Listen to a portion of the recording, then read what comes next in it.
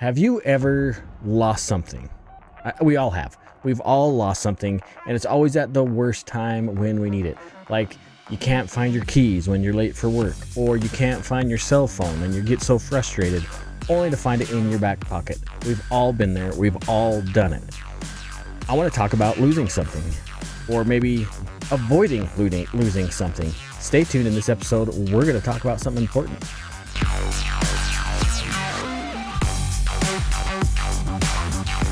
All right, welcome back to the Range Minded podcast. Just like I said in the intro, we're going to talk about how frustrating it is to lose something. But we really don't want to talk about that part. We want to talk about the part of avoiding losing something. That's right. This is episode, 285 now. I'm going to call this Safe Space. And we're going to talk about gun safes. I know this sounds like a boring, maybe a ridiculous topic to talk about, but I also think it's extremely important. And I'll tell you how I got to this point, the reason why I decided to make this episode. I think it's important that we worry about securing our guns for a lot of reasons. So let's dive into it. According to the ATF, around 200,000 firearms are stolen every year. They don't know for sure. Sometimes it's more, sometimes it's less. Some guns get stolen and not reported. But what does get reported is around 200,000 firearms per year that are stolen out of cars or out of people's homes when they're not around. That's a big deal. 200,000 guns. Now, inevitably, these guns, probably the majority of them anyways, end up on the streets and being used in crime. It ends up being some stupid statistic that we hear about ad nauseum. We don't want to be part of that. I think as a responsible gun owner, you should want to secure that firearm to minimize the risk of losing it. Again, this isn't really the flashiest, cool, high-speed topic that you might want to hear about, but I do think this is an important thing that responsible gun owners should want to do. Now, I don't think there should be a law saying you have to lock up your gun. It's not up to the state to tell me how to secure a firearm. But as a responsible gun owner, I think you should want to secure it. And there's more reasons than just theft. And that's what I want to talk about. I also want to go through different tiers of options that might be more suitable for you. Because sometimes securing a gun can get really expensive. But there are some other affordable options. And I think there's different tiers of product that fit everybody's budget. That's what I want to talk about. And that's what we're going to dive into right now. Let's start with the burning question. In fact, first of all, do you see Toby back there? That's my boy Toby. I got the dog tonight. Sounds like I'm divorced and I have a kid. No, he's just hanging out with me while everybody else is gone, while I record this show in complete silence. All right, the burning question is, and I've met these people, I've dealt with these people over the years, working at the gun store, working the sales counter, or even teaching classes. I meet the people that say, why do I need a safe? I live by myself. I don't have any kids. I'm extremely safe already. What's the point of having a safe? It is not just about safety. Okay, there's other factors involved. Let's say you have a house guest, or maybe you have nieces or nephews if you don't have any kids around, or maybe you have grandkids that will come around once in a while. There's a risk right there of just leaving firearms unsecured. Or, obviously, burglars breaking in. That is a big deal too. Either way, out of any of those scenarios, an unsecured firearm presents a risk right away. I know I was a pretty inquisitive kid. I always was snooping around my parents' things when they weren't around, and you might have too. I knew where my dad had the firearms. I didn't really ever mess with them or get into them. I knew where they were. I just didn't really, I don't know, as a little kid, wasn't a thing for me. And maybe it was the way my dad talked about firearms around us. But I know that there is a risk with kids and their friends. According to some reports that I've seen, about 2,500 kids per year die of firearms accidents. So we talked a little bit that last time, right? That's sad and that's rough, especially if it's one of your kids that end up passing away or one of their friends. That's awful. So there's the first real reason we should be locking it up, is to keep those firearms away from kids that shouldn't be there without, unattended. Again, as a responsible firearm owner, that should be top tier for you. Again, I don't think that a state should require you to lock your guns up, but I think as a responsible gun owner, that's something that we just want to do. To me, that just makes sense. And like I mentioned earlier, the whole security part, not just the safety of keeping kids safe, but the security side of it. I mentioned that statistic, 200 firearms per year. Again, that's according to the ATF. That's not some crazy website or AI. That's not just your missing property, which absolutely would suck, but it could be a gun on the streets being used for nefarious purposes. Also, those could come back to you. Some states actually will prosecute people that lose a firearm, especially if they don't report it stolen. So let's just say somebody does take your gun out of your car and then they use that to kill another person.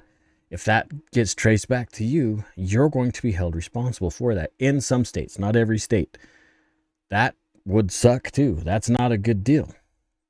But on the security side of that too, it's not just theft that we have to worry about. There's also fire. And I think a lot of gun owners do not think about, what if my house burns down and I have my $200,000 gun collection sitting in a closet? That is a huge deal.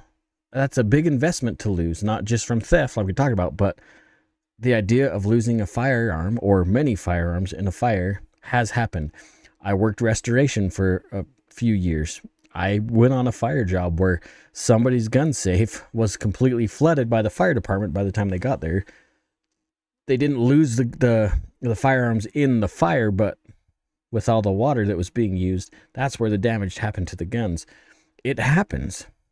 But to protect somebody's life, especially a child or one of their friends or house guests, or to keep guns from getting on the street, that should be just enough. But again, protecting an investment is also a big deal. I know as I was building up my firearms collection, I had a couple of guns before I had a place to really lock them up and keep them safe. And we traveled a fair bit.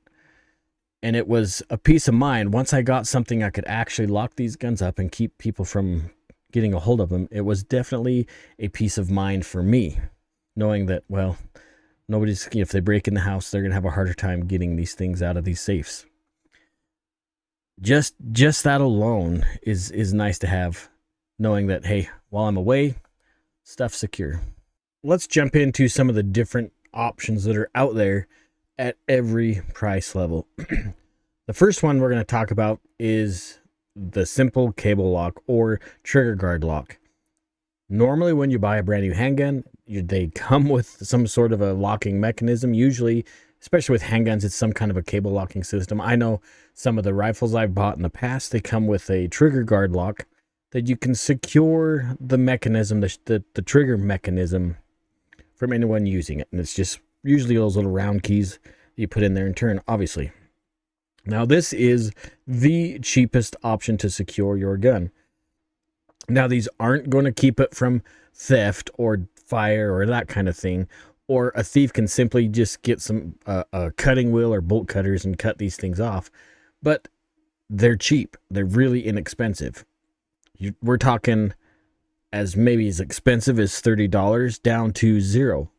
Project Child Safe with the NSSF, they've been distributing cable locks for years and years and years.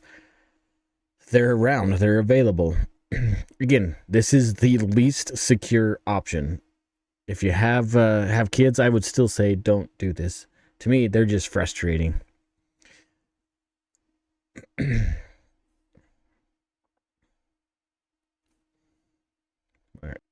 The next option up, the next expensive option, would be some kind of a locking box, something like a clamshell type thing. So the first one that really came to mind is StopBox. And we're going to go into these a little bit more, especially, StopBox in general. We're going to talk about that a little bit more later on. But they're a pretty good option. The nice thing about something like a StopBox is there's no batteries, there's no electronics on it whatsoever, there's no key. it uses what they're calling a hand gesture lock. So there's 5 different keys on there, and you can set it to whatever fingers you want to use to open that up. Nice option. Again, these are fairly affordable. In fact, there's going to be some sales. There are some sales on them right now, and we'll go to their website later on. But we're talking anywhere from $100 to $300 or so, depending on what you're getting. It's kind of a cool option. They're made with a high density plastic, so they're not going to get damaged too easily. There are some things you need to worry about. Again, I'm going to talk about these a little bit more later on. But it is an option, and it's something easily and quickly accessible. There have been stories, because of where it's just those 5 buttons, that some intrepid kids have been able to find their way into the, they find the combination, get to the gun. But I would say that's more of an exception and not the rule.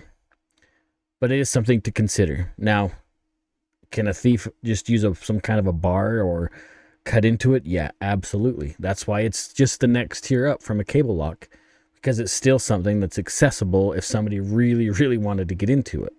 Now, the next tier up from something like a StopBox, if I can say it, is a company called Vaultek. Now, they use 14 gauge steel instead of a polymer, so it's definitely more robust. And they have, at least the ones that I've seen, have multiple entry options. They use a biometric, so it reads your fingerprints, like a little button there, it reads your fingerprints. There's also a key code combination and a key to get into it. So if the battery runs out, they have a rechargeable battery. If the battery runs out, you can still get into it with some sort of a key mechanism. Kind of cool. They come in a bunch of different colors and designs. Cool little option, but they're definitely more expensive. We're talking $200 to $400 or $500, somewhere around there. But it is an option. The nice thing about both the StopBox and the Vaultek is where they're small enough, because it's just big enough to maybe put a large handgun in with an optic or a flashlight, something like that. And I'll show you a StopBox here in a minute. You can travel with them. In fact, StopBox is TSA approved, so you can fly with a StopBox or secure it in your car in some way if you travel a lot. Kind of a cool option on both of those. But neither of those are going to protect from, like, again, a bad guy could just rip that thing away from the wall or however you got it secured and take the whole thing with him. So secure, sort of, definitely better than nothing. Definitely better than a cable lock, but it's not going to keep from a determined criminal or a fire from destroying your firearm. Then the next step up from a Vaultek or a StopBox would be some kind of a locking gun cabinet. I know you've seen them. We all have seen these before. And even some of the big box stores have these. Are just like a locking wood cabinet where, yeah, that's nice. It's some sort of security from unwanted fingertips from touching them. But they're not, the wooden ones particularly aren't going to keep, obviously, from fire or water damage. But then you can also buy these locking cabinets made out of metal, and they're going to run you from $200 to maybe $600. The metal ones will. Again, better than nothing. Both of those are secure because they're attached to either a cabinet or a wall or maybe the floor, but not fire protected. And again, a determined crook can easily, cut his way into these and take your firearms. But it is definitely a next step. And again, you're paying somewhere between $200 to around $600 for a good quality locking gun cabinet, but it doesn't have any fire rating, like I mentioned earlier, which leads us to our next step. And it's probably the most prolific way of storage of life-saving tools is a gun safe. Now, there are a lot of gun safe companies out there, a lot. When it comes to considering purchasing a safe, which you need to do if you have firearms or any other valuables, really, you need to worry about several things. You need to worry about the fire rating. That is a big, big deal. A lot of safes, especially some you might see online for a really good price, they'll say they have a high fire rating of 120 minutes. But that might not be real. You need to look for something that's called a UL, Underwriting Laboratories or whatever it is, sticker. It's every device sold like this in the United States has a UL sticker that means it's been certified to be compliant with whatever they're trying to sell you. So number one thing with safes is how long the fire rating is. Maybe you don't need something that's going to be a 200-minute fire rating safe. That's fine, but you need something, I would think. There's also different metals. Sometimes these lower quality safes are made with a lesser metal. Maybe they're not welded at the seams. Maybe they're riveted at the seams. So there's a lot of things that come into play. Even some of the internal construction of the safes themselves. Some are concrete. I have moved a safe that had concrete in it. This really sucked. Some of them are a couple layers of drywall that help the fire rating get to where it needs to be. Make sure that if you're buying a safe, if you're in the market for an actual gun safe, that you're getting good, thick metal, 10 to 12 gauge steel maybe, good quality welds all the way around, and good quality locking mechanisms. And look at the hinges on the doors, that kind of thing. It's going to give you an idea of the quality of what you're buying. Now, there are some good quality brands out there. I'm going to name drop them because that's just what I'm going to do. So like Liberty Safe has a great reputation. I actually have a Liberty Safe here to my side. Actually, maybe you can see it. I'll show you what it looks like here. So here I have it to my side. Never mind my messy stuff up here on the wall. This is a safe I keep here in the studio, and it's nice to have. It serves its purpose. It was definitely not big enough when I bought it, which is the next key I want to really share with you about buying a safe. You always want to buy something bigger than what you think you're going to need, because it won't take long to fill it up. Now, I have several safes. This is the only Liberty safe that I own. The other safe that I really, really like is a company out of Idaho, Caldwell, Idaho. It's called Rhino Metals. I have, I think, 3 or 4 of those safes made by Rhino Metals, different sizes. They're awesome. They're fully welded. I really, really like their quality of safe. Plus, I know those guys. I trust those guys. I've had, shared meals with some of these dudes. They're totally, like, I respect the company and I respect who they are, and I really understand and stand behind their products. There's other safes out there if you want to spend even more money. Like, I think Fort Knox is even more expensive. And all these, they're just different tiers. You really do get what you pay for. The other thing is, on some of these bigger companies, is you actually get warranties. They will actually stand behind their product. So good quality name brand. I would avoid some of the stuff if it seems really cheap on Alibaba or one of those websites. It's probably trash. But sometimes you can get really good deals on a marketplace or some kind of online seller place, where you buy things online, garage sale type things. You might be able to find a good quality safe for a fraction of the cost. Another thing to think about when buying a gun safe itself, actually, I'm going to jump back to this one again. Oops, not that one. And I think you can see it. So you see, look, you can see my drinks. Gosh, what a messy guy. I'm thirsty, all right? I'm thirsty. I'm a thirsty guy. But you can see this one, I have a nice dial, right? This is the old school dial locking system, right? So you have to know your code, left, right, this, that. That's nice because there's no batteries required for that, obviously. But it's also slower to get into, where my other safes, they all have keypads, right? I just put in my whatever digit number code it is, and I can access that safe. They even have biometric locks too, again, that read your fingerprint, that make access even quicker. Obviously, those require batteries, and batteries don't last forever. So there's issues there too. It's kind of you gotta just decide, this way or that way. The other thing that's important to understand, once you get from the locking cabinet to a gun safe, is humidity control. Because especially when you spend a lot more money on a safe, the doors are going to seal tight in there. And if you live in a place where humidity is an issue, you're going to get rust and corrosion on some of those products inside your safe. So you have to be more mindful about that, especially if you live in a humid climate. Also, with these safes, you're going to be paying anywhere from probably $600-800 on up. And safes can get really, really expensive, especially if you get a large, good name brand quality safe. You could be spending $2, $3, $4 on a safe that well, at least it's going to be secure. But they can get expensive. but it's also really nice to have the room to put more things, because one of the reasons why you buy a bigger safe is so you can fill it up with more cool toys.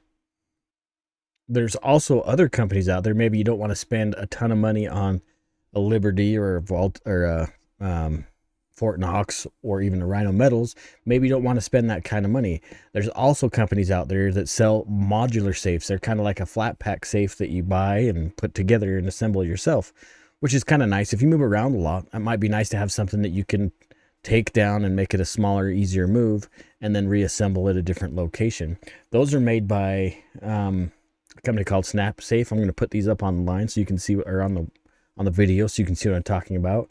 So Snap Safe, they make a couple of really cool options, and so do Securit's. And Securit actually makes a bunch of cool stuff. We'll talk about that even more in detail here in a minute. But they make some really cool options that might be a little bit more budget friendly. So they start, the modular starts at about $2,000, and they go up from there. So they're not free, right? They're not going to be super, super cheap necessarily, but it is an option for you to go from, again, if it's something you move around a lot, you can tear it down and then put it back together at another location. Kind of handy. Now, maybe you've got to the point where you are settled in, you know where you want to live, you're in your forever house, and you want something that's ultimately cool, man cave, awesome. And that would be having a vault. Now, I know, like you have seen, I'm sure if you're anything like me, they pop up on your feed, on your social media, and you see these rooms that are just completely decked out. Awesome heavy-duty vault door. And you walk into these immaculate, just giant gun safes. Super awesome, super cool, but definitely not cheap. There's a few companies that make vault doors. Again, Rhino Metals makes one. I think Securit makes them. There's a bunch of different. I think Liberty might even make them now too. I can't remember for sure. But again, you have to create a whole room or modify a room that is going to be secure, that the vault door is actually going to be the only point of entry into this room. So you have to have a place specifically dedicated to make your vault something secure and amazing. It's out there, but just the doors, the vault doors, you're going to be a couple $1,000 in a vault door, and then a lot of money inside that vault room once you get it to where you think it's ready to show off. It can get really expensive, and if you have the means and the place to do it, that's definitely an option, but we're talking top tier. That's going to be an expensive deal. We just went through some of these different tiers of security levels, right? And their price points. Maybe just a single cable lock is all you need because you only have one small handgun. But let's say you have maybe 2 handguns or more. Maybe something like those StopBox or Vault-Tec options are the right choice for you. But what happens if you have a rifle? Well, maybe you need to jump to a locking gun cabinet. I would go metal more than wood personally. But maybe you live in an area where you might be more prone to burglar activity. Or maybe you live in a structure that might catch on fire, like all of us live in something that could catch on fire, honestly. Maybe a gun safe is the way to go. It really depends on you and what you're willing to spend. It's important to understand, though, in my opinion, again, and I've said this before, as a gun owner, you should want to keep things secure from unauthorized users. I don't think it's a bad thing that kids are curious, but I think it's important that as a responsible gun owner, that we're there teaching these children about guns and about the dangers and about security and the reason why you should keep them locked up. I think as we discuss these things with our kids, they become less curious. I could be wrong. I found that was that way with my kids. I don't know what your kids or grandkids are like. But it's either way, there should be an option out there to help keep your firearms secure from thievery or just inquisitive little minds. The other thing, or the next thing you should really consider, especially if you're going from the locking gun cabinet up, is there might be a delivery fee. Like the setup and delivery can be really expensive. When I was working in Boise selling a lot of safes, I was the safe delivery guy. And I know, depending on how much they spent or how generous we felt, if it was close enough to the store, we wouldn't charge them for delivery. That was just curbside, right? We would just deliver it for free because we were cool. But there were certain options where we had to move very heavy safes down to a basement or in a weird place or into an old home. That can be expensive. Finding a good guy, a good safe moving guy, I mean, it could be $200, $300, $400 just for the delivery of the safe. And then you have to secure it to the ground. That can get expensive. The other thing you really need to consider is about where, if you're getting a larger safe, is where you're going to put it. Do you live in an old home? Is that floor going to support the weight of that safe? Even if it's in a new home and you buy a huge safe, even my dogs are barking about it, is where you're going to put it going to be supported by that weight? Some of these safes, like I have a large safe, it weighs probably 700 pounds. Is the floor going to hold that weight? Or if you're going to move it in the basement, again, you're going to be paying for that. Then you got to find a way to secure it, which I think even a large safe, you should be able to secure it in somewhere to keep it from rocking around. All these things are considerations when buying something bigger because it can get expensive that way. Something else that we kind of touched on earlier was speed of access in some sort of emergency. Are you going to be able to get to that firearm in a hurry? That's the nice thing about that Vaultec, where it's just a couple of buttons, the biometric, or the StopBox, which has the buttons and no battery. But like my safe down here, where it's a dial safe, that could take me to some time, especially if I'm nervous or startled, woken up out of a dead sleep. It's going to take me some time to access it, where the safes that I have with keypads, all I have to do is punch in the numbers. There's a lot of things to consider. It is nice having a dialed safe with the dial lock. I don't have to worry about batteries, but it does take me longer sometimes to get it open. We touched on fire ratings before, and I'm going to hit on it again because I think this is really important. Cheap safes, even though they say that they might be fire rated, they may not be. You got to look for that underwriter sticker on there.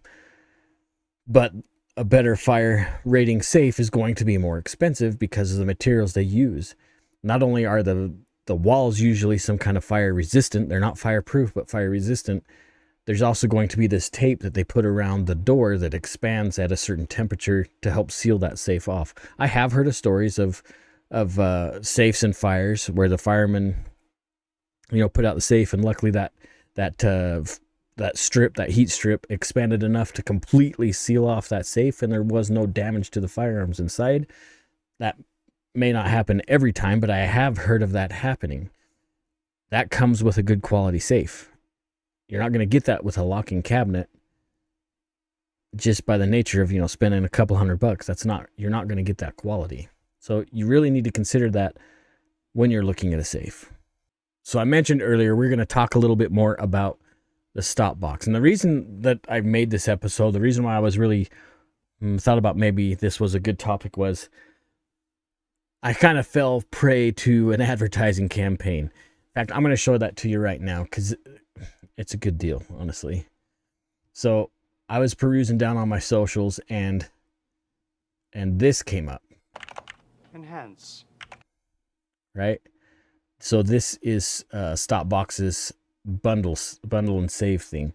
So it was told, I think it's a good deal.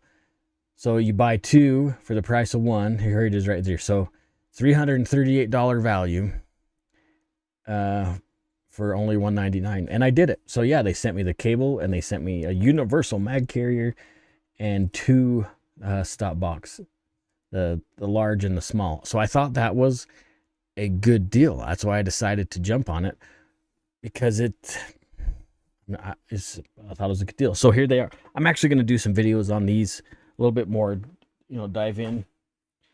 But I did. I bought the two. Still in the box here. And I was really curious about them. I'll bust this one open so you can see. I think this was the one I opened earlier.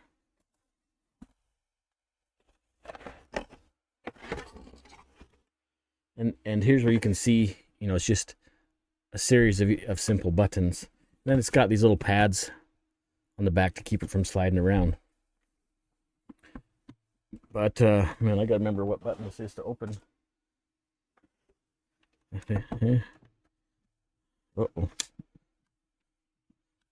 Maybe I screwed it up. Now I can't get into it because I messed with it too many times. Oh, that's why. You gotta push all the buttons that you need to push. All right, so and there's, like I say, there's different combinations that you can use, and it comes with the instructions on how to do it. Kind of a cool idea. I recommend if you do get one of these, get the steel cable that comes, or it should come with it. It doesn't come with it. I wish they really would offer that as an option. It should just be part of the deal. But it's just nice to secure it to something more so it can't just walk away. I think they're a cool option, but where there's only the 5 buttons to be used, and you set up that specific, whatever it is, hand gesture lock, that's great. But there's only about 81 combinations to that. So as far as combinational security, an intrepid kid could probably figure out how to get into it. I told you about some of the stories online where kids were being able to figure it out within a few minutes of how to get in there. But again, not having a battery, having TSA compliant, being able to put it in your car, there's a lot of options there that I think are great. And when you saw the sale price on those was $199 or whatever it was for 2, I think that's probably a pretty good deal for what you're getting. The other next tier option from the StopBox that we mentioned earlier was the Vaultec. I'm going to switch this over so you can see what I'm talking about here. So Vaultec, they're definitely more money, but they have a lot more options than the StopBox. You can see there's like briefcase style and some of these smaller ones. You get to these, 10s and 20s. Let's just look. Oh, these are polymer. So this is their more affordable line. Let's see what we got here. Let's just look at this one. I don't even know what this one is. See if they actually give us some price points. So this is their polymer version, I think. So probably the closest comparison to the StopBox. And you can see they're going to be, these smaller ones are $170, and then they go up from there. They do have a lot of really cool stuff that I didn't know that they were making before, like these drawers and things. These are a new product.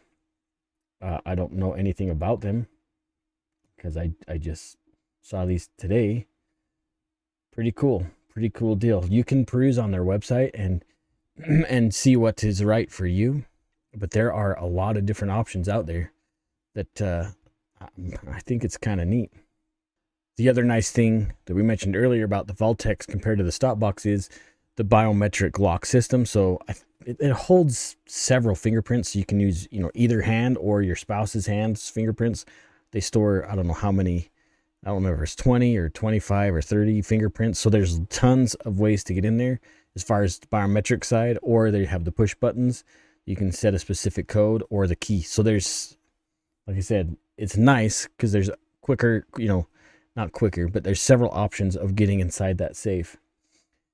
It's not going to be the cheapest thing out there, but as far as the lockboxes stuff, there are some other options out there, and we're gonna jump into here and I'll show you. I actually think I have one of these under my bed. I think I got one of these as a promo gift or something, SHOT Show. I can't remember, but definitely cheaper. As you can see, this one, I guess it's this camera. I keep forgetting what camera we're on. So this guy has the, it looks like just a regular spin lock or key. And they're pretty affordable. The small ones start at $30, $35, and they go up to, I want to say they're under $60. I think this one here is obviously under $60. So definitely a cheaper option. I believe all these come with steel cables, so you can wrap them around a bed frame or something to keep them from walking off or disappearing. It's a cool idea, and I think it's something important that you need to consider um, for keeping the wrong person from getting a hold of your gun. There's options out there. That's it. That's what I wanted to talk about today in this episode. I know this is going to be a little bit shorter episode, but to be fair, the last one was probably longer than what you guys wanted. Why do I think safes or some kind of safe storage is important? First of all, having younger kids, I don't want them to get a hold of things that they shouldn't when I'm not around. But more important, I don't know how their friends are going to act or if their friends are going to snoop around. I just don't want to deal with the side effects of somebody getting hurt or worse in my home. I don't like that idea. So at the bare minimum, I just want to keep my firearms away from somebody that is not authorized to get a hold of it. Obviously, there's the theft side. Should be a big deal to you too. And then when we get to, if you have a larger collection and you're getting to something where you want to, retain your investment, a safe is the way to go. I think it's important. Again, I've said it before. I don't want to be the guy that says you have to store your guns. As a gun owner, you have to. In Australia, producer Chris, Aussie Chris, he lives in Australia, Melbourne, Australia, and they have safe storage laws for their ammunition, for anything, any kind of item related to firearms. They have safe storage laws. We see that in Chicago, and New York, and New Jersey, and California, and Washington. I think Colorado has those now too. The state is forcing you to secure an item, which I think the state has no right to tell you how to do something, especially when it comes to something that is your right. But I think as a responsible gun owner, we should be taking every step necessary to keep ourselves from being used as a statistic for the anti-gunners. Yeah, the fire thing, the theft thing, that's all part of it too, but I just don't want to be used as an argumentative point to have my rights taken away. And that's how a lot of these things are being used. The 200,000 guns per year theft, a lot of those guns make it to the streets, and then a lot of those street guns end up in the anti-guns quiver to use as an argument against us. And it's just not worth it. It's not worth the stress of dealing with it. While I'm on that subject, this just kind of came to me. I don't know, I said this was going to be a shorter episode. What if something gets stolen? What if you have a gun in your car and it gets stolen? Report it stolen right away. If you think you've lost it, if you think somebody's stolen it, report that as soon as you know, as soon as you find out. You call the sheriff's office and they're going to ask you a bunch of information. They're going to ask you serial numbers and stuff like that. If you don't keep records of your serial numbers, reach out to the gun shop where you purchased your firearm. Tell them your name, tell them what kind of gun it was and about when you purchased it. They could probably pull up that information and give you the serial number off the gun. Yeah, I know some people, they really, really, really do not like that, knowing that there is some sort of a record. But that's on the federal side. They have to keep that record. And in this case of having something stolen, it is a benefit for you. You can buy, in the industry, they're called bound books. You can buy bound books to put in your safes or put in a place where you write down the make, model, and serial number of every gun that you own. Or you can make your own version, whether it be digital or physical. I think a physical copy is a better way to go, not a digital version. I even knew a guy, a collector, he's passed away now, but not only did he keep very meticulous bound book records written down, but he had a series of photographs for each one of those guns that he put in a physical bound book. It was a thick, he had a lot of guns, a very thick 3-ring binder with several photos of the serial numbers, written down serial numbers, and descriptions of each one of his guns. That might not be a bad option for you, especially if you have a large and diverse collection. That might be a really good way to go. let's say you find the gun. Maybe you just misplaced it.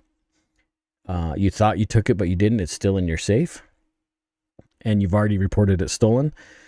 As soon as you find the gun, make sure that you contact the same agency that you reported it stolen to and say, hey, I must not have lost it. I have it here in my hands, and whatever process it is for them to take it off the stolen list. This is why I say make sure you report it found after the fact. If you find it and forget to let inform the officer or the department that you've recovered the firearm, and you get pulled over while you're carrying, and then that serial number pops and it's reported as stolen, yeah, you might get out of it in the long run if it's you that reported it stolen, but you're going to have a bit of a hassle. Or if it's your spouse that's got that gun that you reported stolen, yeah, there's going to be a big deal, and it's going to be a nightmare to clean up that mess because that's a felony. You don't want to deal with that. So just be mindful. Okay. Just be mindful there. I'm going to link Dexter Taylor's Give, Send, Go in the show notes. We're trying to work on his money for his appeal. It's not a cheap process. I did an episode about Dexter Taylor. If you're wondering who he is, he's a gentleman in New York that was simply making firearms in his home. He didn't ask permission. He had done this before some of the laws had changed in New York. He was from the Bronx, and he got hemmed up by the Fed. Not the Feds. The Feds actually did show up, but he didn't press any charges. Everything that he's facing are all state charges, but they're still felonies. So right now he's in prison. So we're working on getting him out. Nothing he did was illegal. He was exercising his Second Amendment rights. The story is way too deep for me to go into now.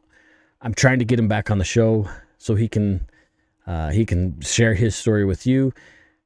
Because he's in prison, we can't have video conversations, but we can have telephone conversations with him. So it'd be important for us to have that.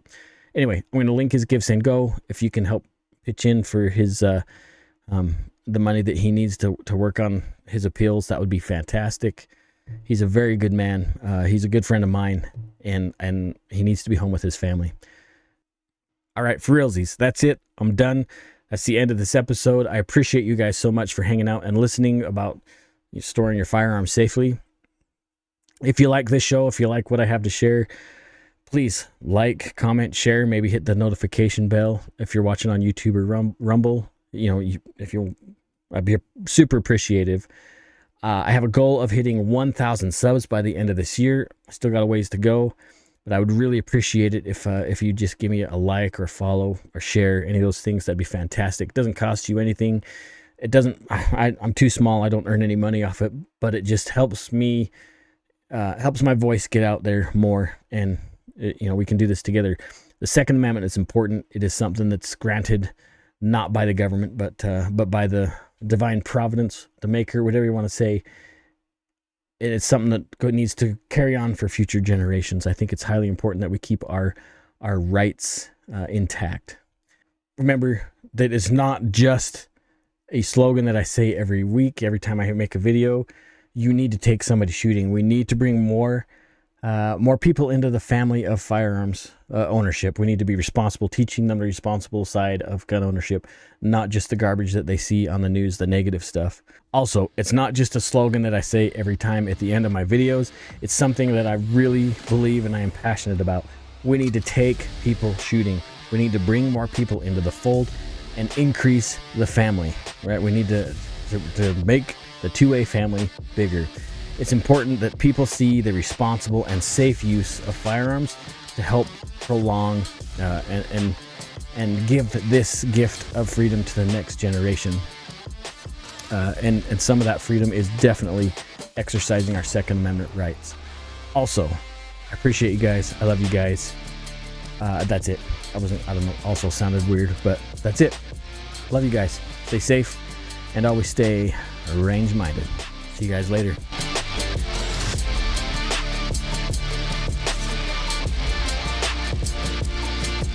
And on the third day, God created the Remington bolt-action rifle so that man could fight the dinosaurs and the homosexuals. Amen.